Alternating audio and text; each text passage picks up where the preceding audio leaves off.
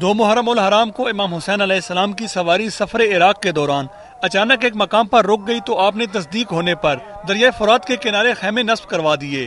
اسی روز اہل کوفہ کو خط لکھا اور 60,000 درہم میں قبیلہ بنی اسد سے یہ اراضی خرید کر چند شرائط پر انہی کو ہبہ کر دی۔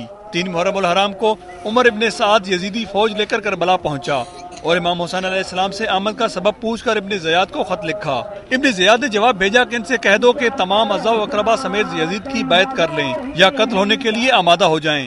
3 محرم الحرام کی شام کو حبیب ابن مظاہر کی کوشش سے آنے والے قبیلہ بنی اسد کے جانبازوں کو ابن زیاد نے لشکر بھیج کر امام کی مدد سے روک دیا۔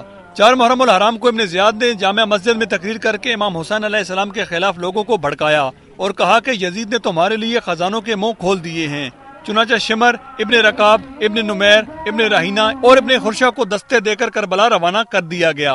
5 محرم الحرام کو ابن زیاد نے شیعت ابن ربی، عروہ بن قیس، سنان بن انس، محمد بن شیعت اور عبداللہ بن حسین کو مزید فوج دے کر امام کے محاصرے کے لیے روانہ کیا۔ 6 محرم الحرام کو ابن زیاد نے مزید دستے کربلا بھیج کر عمر ابن سعد کو لکھا کہ اب تک تجھے 80,000 کا کوفی لشکر بھیج چکا ہوں، امام حسین علیہ السلام پر پانی بند کر دو اور انہیں جلد سے جلد شہید کر دو۔ 7 محرم الحرام کو ابن سعد نے عمر ابن حجاج اور شیعت بن ربی کی قیادت میں دستے نہر فرات پر تعینات کر دیے تاکہ امام حسین علیہ السلام کے خیموں تک پانی نہ پہنچ سکے۔ آپ علیہ السلام نے خیمے سے 19 قدم کے فاصلے پر جانب قبلہ ایک ضرب تیشہ سے چشمہ جاری کر دیا اور یہ بتا دیا کہ ہمارے لیے پانی کی کمی نہیں، لیکن ہم اس مقام پر معجزہ دکھانے نہیں بلکہ امتحان دینے آئے ہیں۔ 8 محرم الحرام کو خیام آل محمد سے پانی بالکل ختم ہو گیا۔ پیاس کی شدت نے بچوں کو بے چین کیا تو ابن سعد سے بات کی گئی۔ اس نے کہا کہ حسینی لشکر کو پانی دے کر وہ صوبہ رے شام کی حکومت حاصل کرنے سے محروم نہیں رہنا چاہتا۔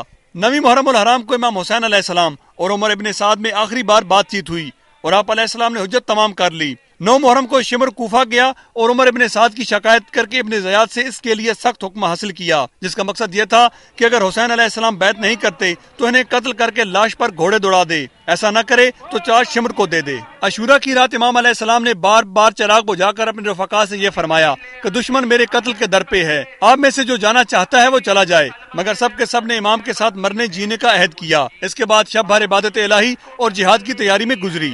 10 محرم یوم عاشور کی صبح امام علیہ السلام کے لشکر اور یزید کے لشکر آمنے سامنے آئے۔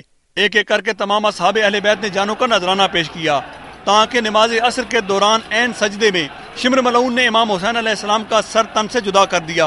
انا للہ و انا الیہ راجعون۔ اس کے بعد شہداء کے سر قلم کر کے نیزوں پر بلند کیے گئے اور لاشوں پر گھوڑے دوڑا کر انہیں پامال کر دیا گیا۔ یزیدی فوج نے اہل بیت کے خیموں کو لوٹ کر آگ لگا دی اور خواتین اور بچوں کو قیدی بنا لیا۔ وسیم ملک، سما، اسلام آباد۔